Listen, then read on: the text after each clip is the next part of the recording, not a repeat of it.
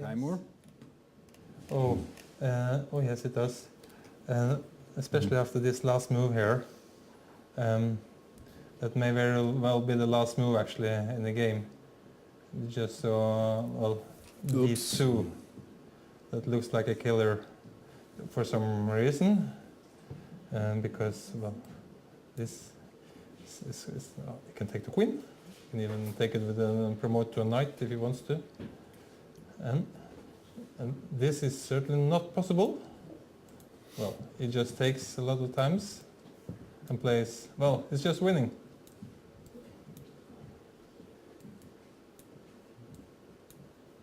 And the pawn is queening. And then there is this, but then this is just resigns because he take on e1 with check. So that game is just over. But it was many. That went quick. Well, it's amazing that I mean Teymur Rəcəbov. He is a strong player. I mean, he's lost some rating recently, but to lose that quickly with white, I mean, that is a clear indication that he really is in bad form. And it also explains why he cancelled his participation in the next Grand Prix tournament. Oh, has he? Yeah, he withdrew there. He's been replaced by Etienne Bacrot, which is quite drastic because it means that Teymur Rəcəbov, I mean, in fact, throws away one possibility to qualify for the next candidates tournament because he's never going to qualify through the Grand Prix in this manner. I mean, if you don't play. So it's clear that Teymur has clear problems, that he's in really bad shape, and this is further illustrated by today's game where he was really run over by Vishy Anand in no time. It's yeah, he resigned after D2. At the same time, it was a good game by Anand, of course. He the ease with which he equalized from the opening. I mean, he got pleasant play so quickly. I mean, this is typical Vishy Anand, superior opening preparation, the feel of the position, and then okay, your opponent hesitates, it doesn't play the best moves, and that was it. Yes, and it wasn't the time to be active. He started becoming active in the center, but well, it probably wasn't better to be passive. But you cannot try to become active with it. So. Yeah, well, I really feel sorry for Teymur, but at the same time, I must say I look forward to the explanation of this game by Vishy, because he will no doubt give us a very clear explanation of where things went wrong for white, what black's ideas were. And as I see some people entering our cozy cabin, I'm sure that Vishy will not be long behind.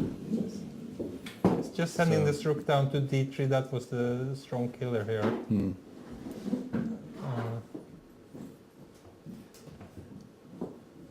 Sure. Vishy will say the same. Yeah.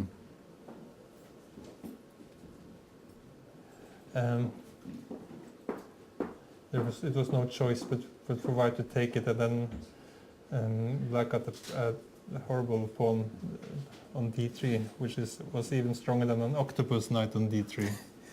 Yes, so this is the question, if a rook can be an octopus too, or it was a boat, wasn't it? First, well, the rook that was transposed to a pawn. Yeah. It became a pawn. First it was a rook octopus, then it became a pawn octopus. Yeah. On D3. Okay. So I think they're on the way.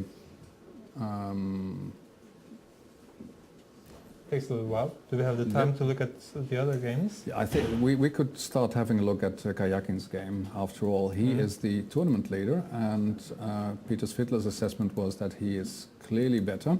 Nakamura is clearly better? No, Sergei Karjakin against Hikaru Nakamura. Okay, here they come. I think we may look at that later. Sure, yeah. This Vishy Anand is here. He just won a very quick game against Teymur Rəcəbov, despite playing with the black pieces. Welcome, Vishy. Yeah. That was quick. Yeah, no, he had, I think, probably one of the worst days. Yeah, that's what we said. It's a clear indication that Teymur is really very much off form, and I mean, he's been in bad shape for a while, a couple of months now, but today some of his moves were clearly, it's one of those days, that's all. Yeah, yeah. So just very... Yeah, this is, but at the same time, you exploited the opportunity you got, and that's how it goes. Sure. Can you show us where he went wrong, or where he gave you the chances to win so quickly? Okay, so basically, here already for a second I thought he had blundered, because I can the same trick works with b5. But then I realized that here he had a slightly better version of it. And dc5 now. So after rook c8, something like b4. And it wasn't clear to me that I'm better. First of all, I think these 2 pawns are full compensation for the piece. On top of that, I might simply be worse if bishop b2, knight d4, or rook d1, knight d4, and white's just, everything is playing. So for a minute I thought he had blundered, then I double checked and I couldn't see it. So I went rook c8 thinking I'm forcing him now to make a decision. And now when he did this, I was really shocked. And I tried to see the same logic again. No, it's not cd4 because on knight a7 always. I have to do this.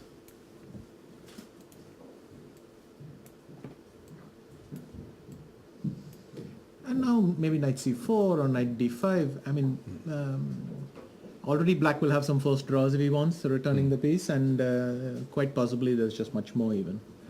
So, I mean, once I got b5, basically the problem for him is that my pawns have advanced a lot.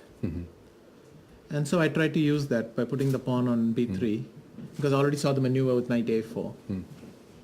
And again, I would much rather trade the f6 knight for the c3 knight and put the other one in a4. So perhaps he should have tried to stop this somehow, but I think he more or less fell apart. Here I thought rook e1 was stronger than what he did, because I thought this knight should actually find its way to d2 and b1, not to e5 where it's doing nothing. Knight a4, rook e1, and then f5. And black's position is just playing itself. So now what I want to do is queen d5 check and bishop d8, a5. Just to... he went f3, so bishop g5. Now again I'm forcing him to take a decision. If he goes queen d1, some move like bishop e3 completely paralyzes white. I mean, already he has to play f4, and then let's say queen d5 check, knight f3, I don't know, rook d8, queen e4, just, he has just no moves. On the so he had to weaken again, and then I went back to f6, and so he finally bit the bullet. And here, well, I made 1 or 2 accurate moves, but it's clear that he was just out of it already. So queen d5. This was important because I don't want the rook on the 4th. Queen e1, rook d8. I don't know if white can defend this. I just go queen b5, rook d3. And here I had to double check all the tactics, but they're basically fine.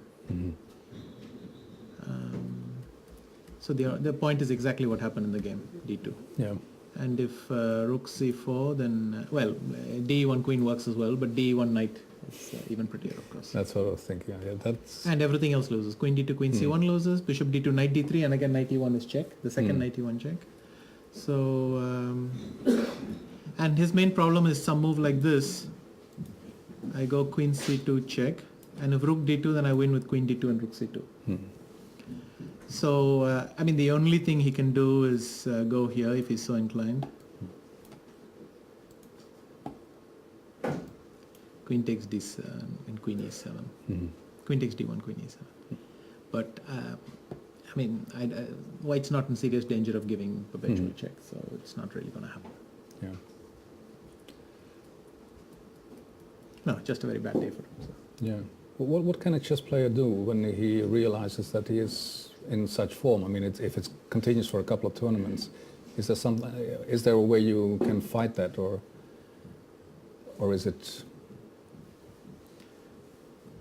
I don't know. Usually you fight it, it has no effect, and then one day you snap out of it. I mean, that's like what happened to yourself last year. I mean, it was not as dramatic as Teymur was, but you were struggling with your form, and then suddenly there's, well, sparks again of your old self.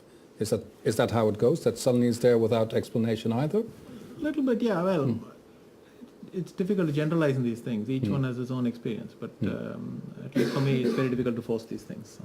Yeah. Good. I think, yeah. I think that's it for the game, actually. That's it for the game. It's almost like you Ludwig Aron Hammer a couple of days ago. It wasn't really a game, almost. It just finished before it started. Well, then let's get in a neutral question, Vishy. Like, how do you like to play on a flower island? Well, it is very beautiful, but unfortunately we're really unlucky today with the weather.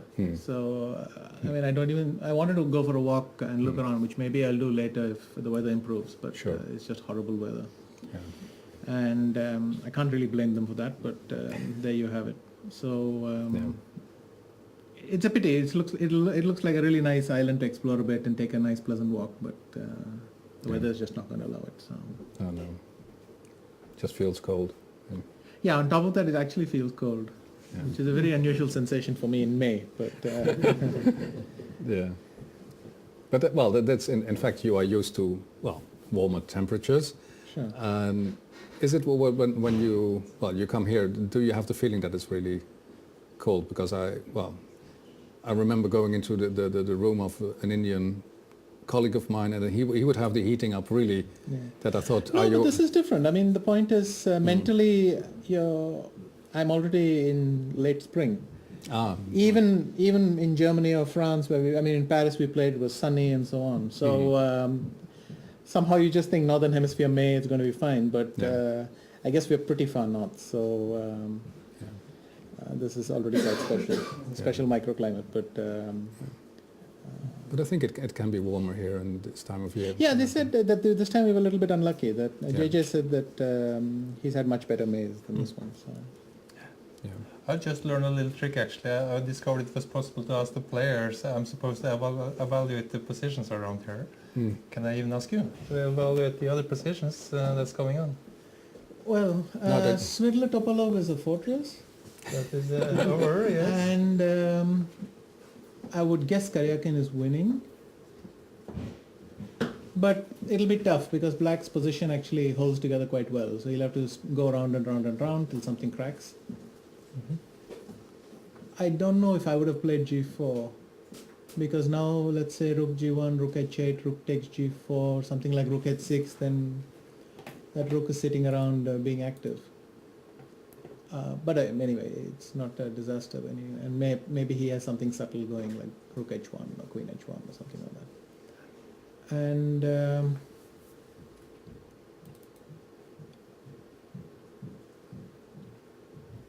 I guess How is better, but I don't know how much because his pawns on the queen side are loose.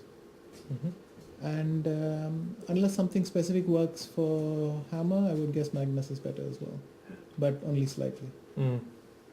Simply because the queen side pawns are a bit weak. Yes. Great. Yeah.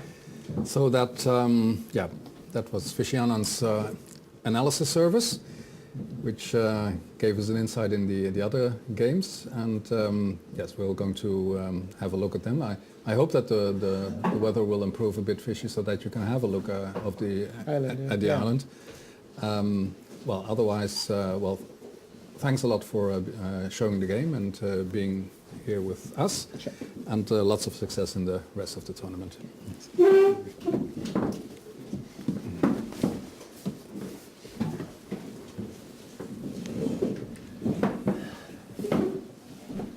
Well, for the moment it's still raining outside because, I've been bragging about our view here, which I think is still quite beautiful. But some of our viewers, they say, why don't you turn around the camera and show us what you're looking at instead of bragging all the time? I don't know if that is possible, and it's getting a bit, it's a bit cloudy That's a good idea. Can you turn walk it around around? the island with the camera.